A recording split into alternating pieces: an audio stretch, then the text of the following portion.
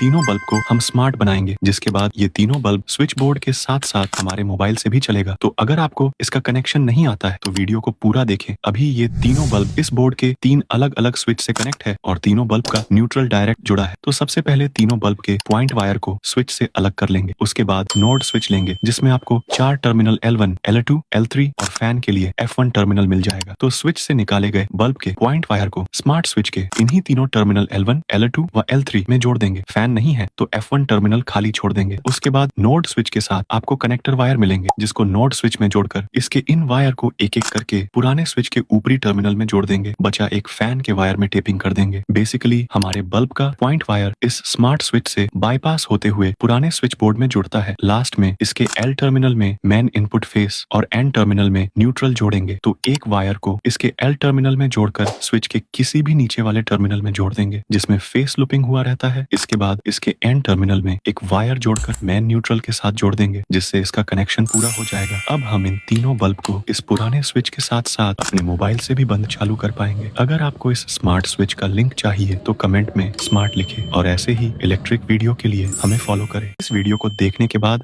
आपको strip light लगाते वक्त ये कंफ्यूजन नहीं रहेगी कि कब कितने एम्पियर का स्ट्रिप ड्राइवर लगाए ताकि हमारी स्ट्रिप ब्लिंक न करे। तो अगर आप एक नए इलेक्ट्रिशियन हैं तो वीडियो को सेव कर लें। मान लीजिए हम जो स्ट्रिप लगाने वाले हैं उसकी लेंथ 5 मीटर है और यह 240 LED वाली है जो 12 वोल्ट DC सप्लाई पर चलती है। तो उसमें कितने एम्पियर का स्ट्रिप ड्राइवर यूज करें ताकि वह आसानी से चल जाए। तो आपको पहले ये पता करना होगा कि जो स्ट्रिप आप लगाने वाले हैं वह कितने वॉट का है। यह आपको स्ट्रिप लाइट में लिखा हुआ मिल जाएगा। मान लीजिए यह 240 LED स्ट्रिप लाइट 1 मीटर में 14.4 वॉट कंज्यूम करता है। तो स्ट्रिप के 5 मीटर लेंथ के लिए 14.4 को 5 से गुणा कर देंगे, जिससे पूरे स्ट्रिप की पावर 72 वॉट निकल कर आएगा। अतः यह पूरा स्ट्रिप 72 वॉट का है। अब प्राप्त डाटा को करंट के फॉर्मूले में रख देंगे, जिससे यह पता चल जाएगा कि स्ट्रिप लाइट कितने करंट में वर्क करेगी। तो करंट्स में वॉट 72 अपॉन वोल्टेज 12 करने पर करंट 6 एम्पियर आएगा।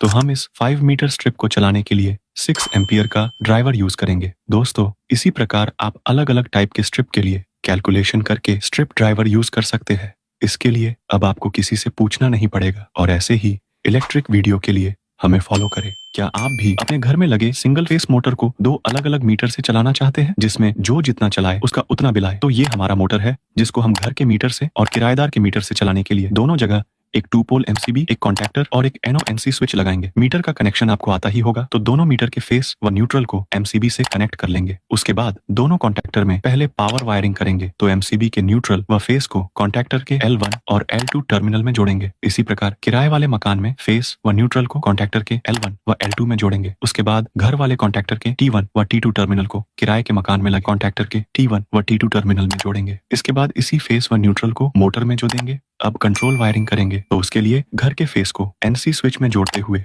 NO स्विच में जोड़कर दूसरे कॉन्टैक्टर के NC टर्मिनल में जोड़ देंगे और आउटपुट NC को पहले कॉन्टैक्टर के A2 टर्मिनल में जोड़ेंगे। उसके बाद A1 टर्मिनल में न्यूट्रल जोड़ देंगे। हमारे पहले कॉन्टैक्टर की होल्डिंग हो चुकी है। अब इसी प्रकार किराए वाले मकान के फेस को NC स्विच में जोड़ते हुए NO स्विच में जोड़ेंगे और फिर इसके आउटपुट को पहले कॉन्टैक्टर के NC टर्मिनल में जोड़कर आउटपुट NC को दूसरे कॉन्टैक्टर के A2 टर्मिनल में जोड़ देंगे और A1 टर्मिनल में न्यूट्रल जोड़ेंगे। दोनों कॉन्टैक्टर की इंटरलॉकिंग हो चुकी है। अब होल्डिंग करने के लिए NO स्विच के इनपुट को कॉन्टैक्टर के NO टर्मिनल में जोड़ेंगे और आउटपुट NO को कॉन्टैक्टर के फेस से अटैच कर देंगे। सेम इसी प्रकार दूसरे कॉन्टैक्टर में खेलेंगे। दोस्तों, कनेक्शन पूरा हो चुका है। इसका प्रैक्टिकली वीडियो मेरे YouTube में अपलोड होगा, तो आप YouTube में इलेक्ट्रिशियन मोलेराम को सब्सक्राइब